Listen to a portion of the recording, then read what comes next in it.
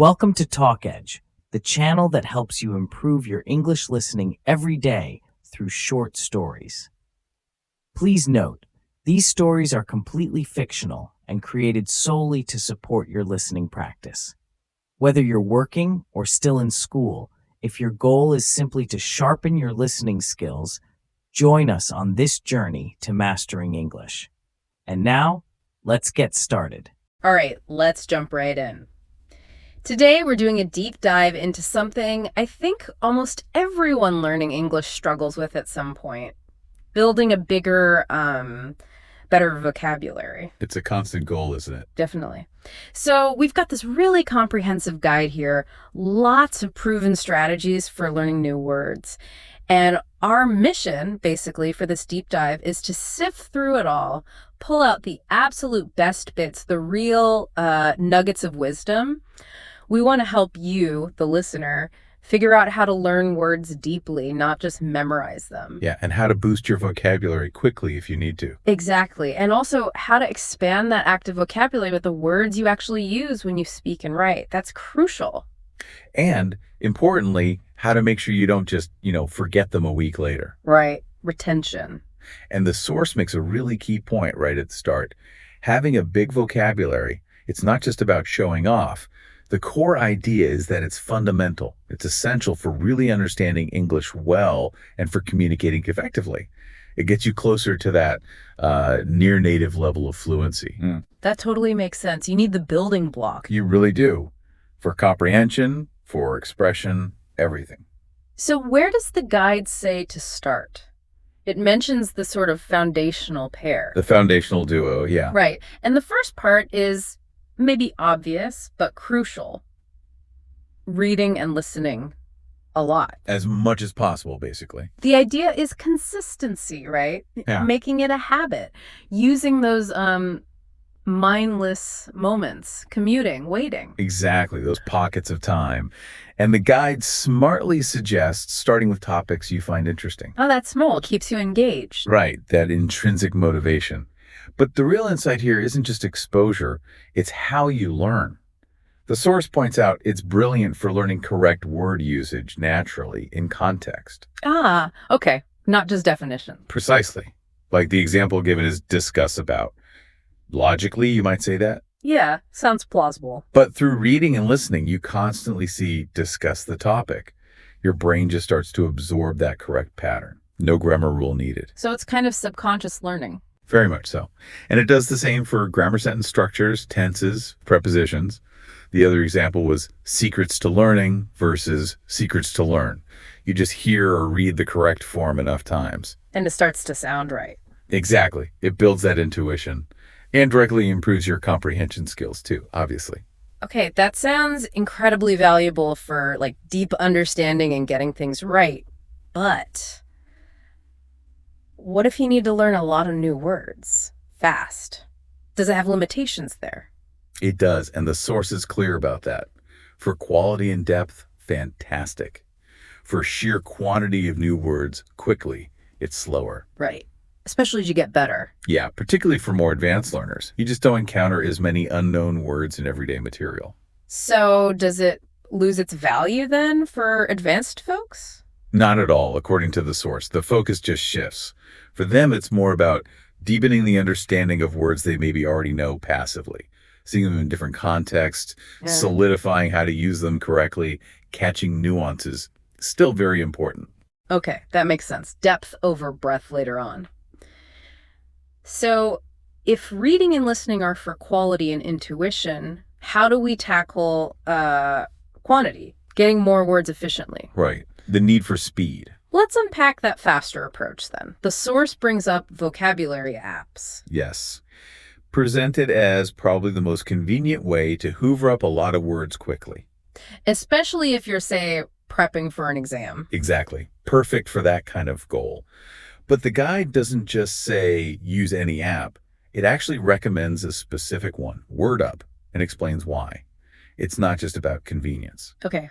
What's the key difference? It's about learning words deeply, even while learning quickly. This app gives you lots of different examples for each word, from real-world stuff, movie clips, songs, news articles, quotes, not just one dry sentence. Ah, so you see it used in lots of ways. Precisely. The source argues seeing a word in all these varied, authentic contexts helps you grasp its meaning, its nuances, much better. It makes it stick. And that convenience factor, fitting it into the day. That's huge. Those little moments, waiting for the kettle, standing in line, Yeah. times you can't really read an article or listen properly. So you can just whip out the app. Yeah, learn 1 or 2 words in maybe just a minute. Seems tiny, right? Feels like it wouldn't add up. But the source stresses that doing this consistently, all those little bursts throughout the day, it compounds. It adds up incredibly fast over time, turns dead time into learning time. Okay, interesting. So apps for quantity and convenience. Now, what about that common problem? Understanding English is fine, but speaking it or writing, the words just aren't there when you need them. Ah, yes. The gap between passive and active vocabulary. Huge frustration for many learners. So what's the solution for that? The source strongly recommends a technique called imitation, specifically for boosting that active, usable vocabulary. Imitation, like copying. Sort of, but it's more structured. The guide points out that just trying to make your own sentences can sometimes backfire. You might just practice your own mistakes. Okay, yeah, I can see that. Imitation gives you a native model to follow, ensuring you're practicing correct usage. So how does it work? Are there different types? Yeah, the guide details 2 main practices. First, for writing. You take a text written by a native speaker, could be a book, an article. Something you like. Ideally, yeah. Read a sentence, then look away. Try to write that exact sentence from memory. Oh, like recalling it precisely. Exactly.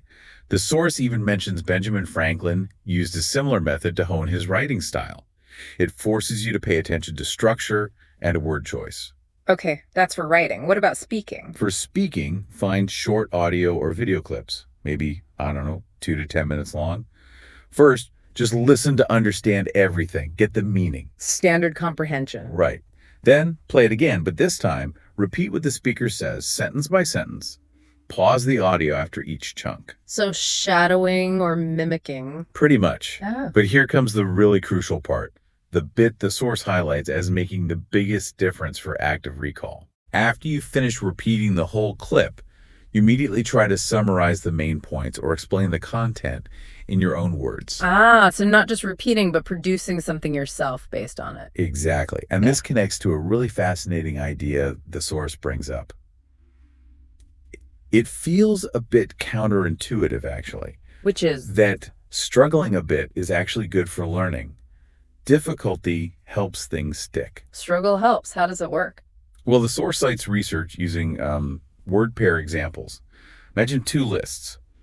Column A has easy pairs. Ocean breeze, simple association. Okay. Column B has pairs with a slight challenge. Bread burr, you have to fill in the missing letter. Or she sock, same thing. Right. Takes a fraction of a second longer to figure out. Just a tiny bit of effort. But studies show people remember the words from column B, this struggle column, significantly better. Like maybe even 3 times better. Wow. Just from that tiny bit of difficulty. Yeah. That brief effort to retrieve or complete the word seems to etch it into memory more strongly. Okay, so how does that connect back to the imitation thing? It connects directly to that final step, summarizing in your own words. Yeah. When you've just repeated perfectly and then you try to explain it yourself, you have to actively retrieve those words and phrases you just heard. You'll likely struggle a bit to recall the exact term or the right way to phrase it. That effort of pulling it out. That struggle, that active retrieval effort is precisely what helps shift the vocabulary from just being something you recognize, passive, to something you can actually use, active, long term. So the key isn't just mindless repetition. Not at all. The source really stresses. Yeah. Embrace that little bit of difficulty when you try to use the words yourself right after imitating. That's where the magic happens for active vocabulary. That's a really powerful concept. Turn the struggle into a learning tool. But okay, even if we learn words well, why do they sometimes just fade away? Why do we forget? Forgetting. The enemy. The source explains it simply. Brain efficiency. Efficiency. Yeah. Your brain clears out stuff it thinks isn't being used, like tidying up.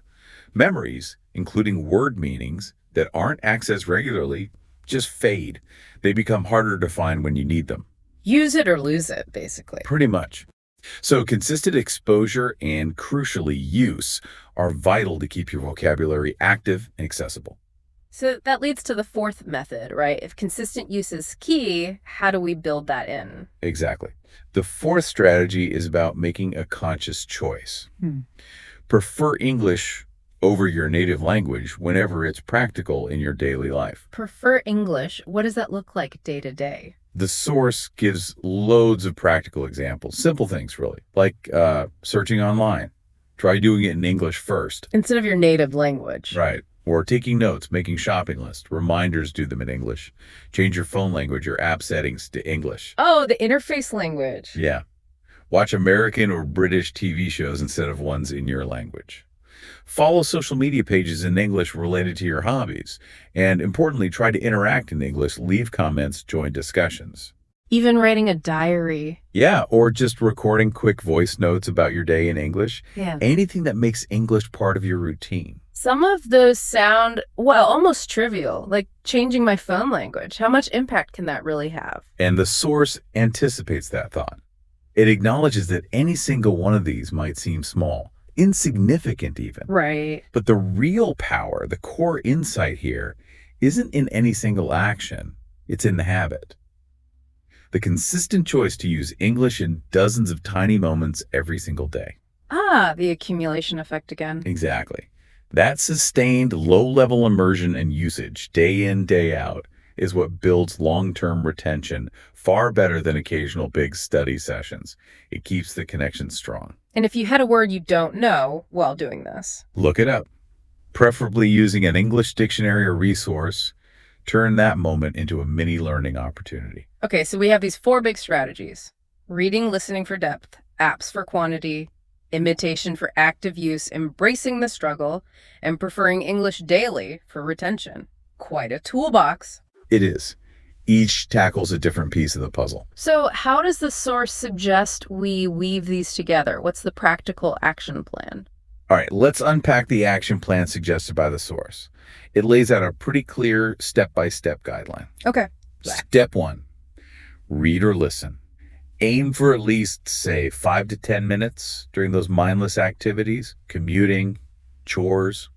Get that consistent input flowing. Makes sense. Step 2. Step 2, use that vocabulary app. Short bursts, less than 5 minutes. Sprinkle it throughout the day whenever you have a brief wait.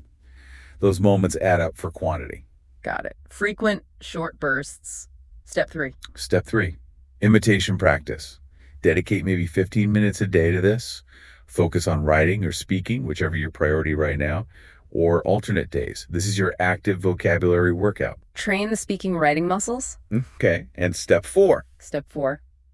Consciously prefer English. Actively look for those small opportunities all day long to use English instead of your native tongue. Make it a habit. That's for retention and natural use. So it's really about combining them all. Yes, the source emphasizes the synergy. They work together. Reading, listening for understanding, apps for volume, imitation for activation, daily habits for keeping it all alive. It creates a really robust system for vocabulary growth. Okay, so the big takeaway from this deep dive seems clear.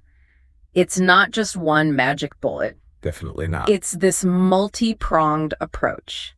Consistent input through reading and listening, efficient learning with the right kind of app, deliberate practice for speaking and writing, using imitation, and remembering that struggle is actually helpful. Don't shy away from the effort. Right. And finally, weaving English into the fabric of your daily life for long-term retention. Exactly. Put together, these strategies offer a real roadmap.